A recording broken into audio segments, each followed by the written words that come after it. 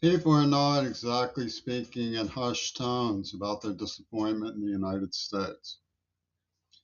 You're entitled to be particularly disappointed in Seattle and Pittsburgh. But what is going on is important to understand.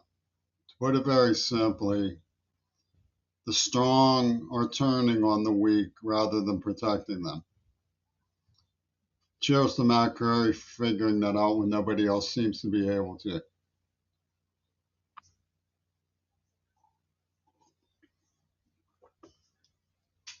What we have in the situation that emerged from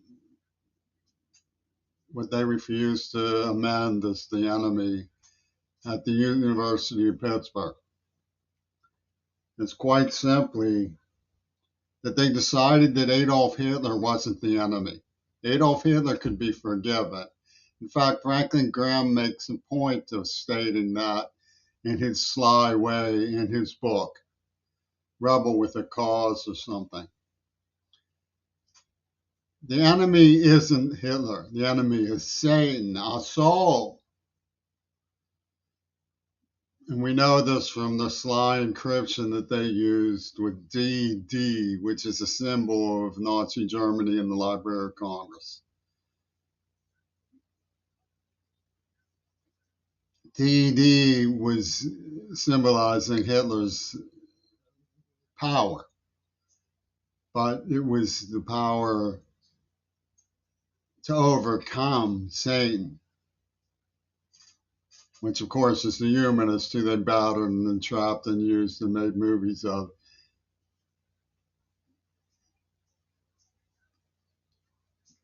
Now, Martin Scorsese has informants in Pittsburgh. Most of the Texas VA realized that the Veterans Administration in Texas is enforcing the honor code of the Texas school book, if that's what you want to call it. And because these things sort of loop around like Mobius tendrils, I have to get back to these issues from various focal points. It would be a good idea for you to be helpful by learning to understand them. There was a woman yesterday who was saying, the public school system is based on the Prussian model.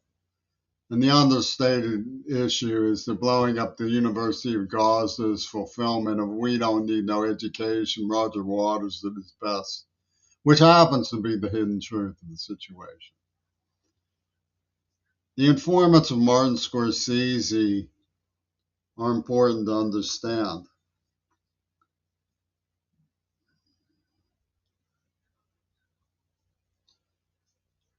The Texas Veterans Administration realizes that to traffic a child, they have to be deathly afraid of someone.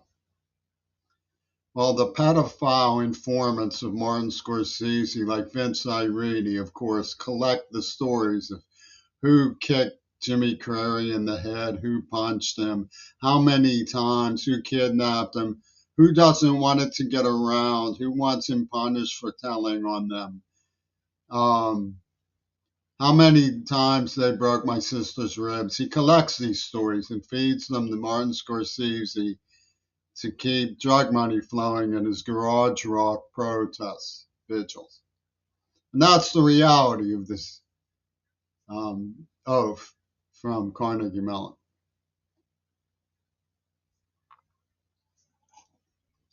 And the waitresses all love him because they get to use the victim.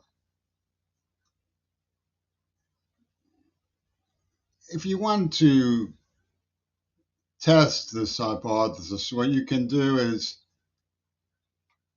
get a line of people like Max Blumenfeld, Sam Cheney, Ruckus, the Atom Kid from Alternative Current Radio, George Galloway, Chris Hedges, Abby Martin, Raina Kalick, get them all one after another, have a checklist, and play Rashomon with them. Say, would you please explain to us why you didn't call for the arrest of Gail Burstyn? It's possible that they will tell the truth. One of them might come up, Max Blumenfeld might come up and say, well, she's Jewish. She was a genius.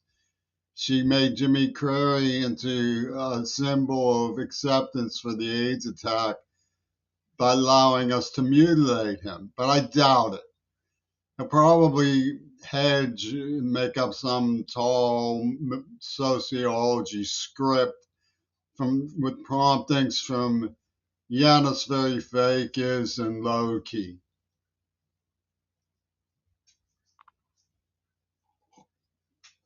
Like I wrote to that Epstein wiener, Noam Chomsky, about Gail Burstyn. He didn't answer me about Gail Burstyn. He sent me the usual jazz about it never mattered that Kennedy died. And when the Israelis take over the corporations that control the United States, it won't matter that they assassinated Kennedy because he was just a removable part. He was just a state apparatchik. The real point is the corporate structure. And of course, Gail Burstyn was Jewish, and her letters originated in Woods Hole, which is symbolic of the whole in the Holocaust, the whole being greater than the sum of its parts, the burning sticks of the faggots when you pyre the witches, burn them at the stake. And Z Magazine originated in Woods Hole, where they brought Kennedy Jr., Sinfield, and Seinfeld, Jerry, who brought down um, brought down the brought down the fist on the table. No, I did not.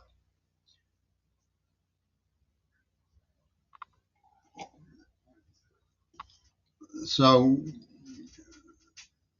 you can actually figure these things out. It's not that very difficult. But you're stuck in a situation where when you do, you become the laughing stock. Like John Lennon clearly had a wager with Paul McCartney. Hey, Paul, I bet you I can get every man, woman, and child with the last name of Churchill to change their name to Tojo. And he set the example. And people say, oh, well, that's just John Lennon. He was goofy. The evidence is chronic that John Lennon was behind the scenes in the whole adventure. It's chronic evidence. It's pernicious. You find it in all sorts of things. And Diva spells out the plan that Seattle adopted. They can deny it by embracing it. In other words, the whole thing falls perfectly into place as a conspiracy by the strong to attack the weak. And the black man in this one is included because he's the warrior. And they have the span of Kamala Harris. The black man wants reparations. Let's see what the black man wants reparations for. Working with Will Zellbrom, an advocate of Goebbels behind the AIDS attack, they named him an honorary the African warrior for setting up a campus poet with a one-night stand with a girl from India for Cantu Repertory Theater. So he's good. He's the good Nazi. He's fighting Satan, not Hitler can be rescued, but Satan can't be rescued. And he's also an honorary member of the JDL. He drew a line in the sand with Bush, Starmer, Galloway, and Midori Goto over her duty hymen to Donald Trump and Barack Obama. And it all tumbles out when you know the semiotic literature that's in the Magic Christian from 1969, the magazine semiotics, the script of Gail Burston, I say is, not was, the references to it in Franklin Graham, the semiotics in Diva, and the Two Virgins Pussy Ball game that brought all the malice out of Seattle, saying we should poison, we should stick him. Shifty and Chomsky and Penis Gabriel chasing me around, a deaf kid, and it's a false dichotomy that they're peddling, and it shows up in two places, and you should get wise to it. One of the dichotomies is Lee Harvey Oswald going back and forth to Russia and Dallas, Texas. They said, oh, he was a fake undercover agent. He was working with a network of intelligence on both sides. That's the reality. And that has been confirmed by my findings about the AIDS attack here in Tacoma. It is a continuing story of Bungalow non-aggression pact people tracing to Molotov and Allen Dulles, Secret Service devils who wanted to control the situation and had Jewish intellectuals like Chomsky helping them manipulate public knowledge. So you have this false dichotomy. Lee Harvey Oswald was either on the Russian side or the Dallas side. That's not true. He was working with both the KGB and Molotov's faction, Andropov and George Bush's syndicate in places like Pittsburgh. That's the truth of it. There's the not true and there's the true. And the not true is the false dichotomy. The same thing was done after Mount Desert Island in Gaza. They exterminated the Sodom of the supernova rave so that they could punish Arab Spring. And they got the Hamas, Islamos, to help Nosferatu. That's the reality of the situation. The not true, false dichotomy is the idea that it was in defense of Palestine. That's obnoxiously in your face, absurd.